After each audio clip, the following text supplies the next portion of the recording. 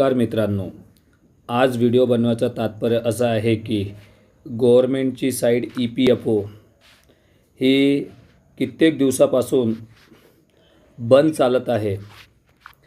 यामुळे जे EPF उपभोक्ता आहेत, जे PF मध्ये चेंजेस करायचे आहे, नावामध्ये कोणाला डेट ऑफ बर्थमध्ये चेंजेस करायचे आहे, कोणाला विड्रॉल करायचं आहे किंवा ज्यांनी कंपनी सोडली आहे पूर्ण पैसा घ्यायचा आहे, ते खूप त्रासून आहेत।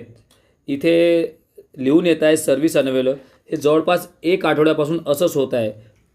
भरपूर PF जे उपभोक्ता आहेत त्यांना त्रास होत आहे आणि परेशान आहे। ते या साईटला लॉग इन करायला जातात तेव्हा कधी अनअवेलेबल येतात, तर कधी काय याला रिफ्रेश जरी करेल तरी तोच मेसेज येईल, सर्व्हिस अनअवेलेबल।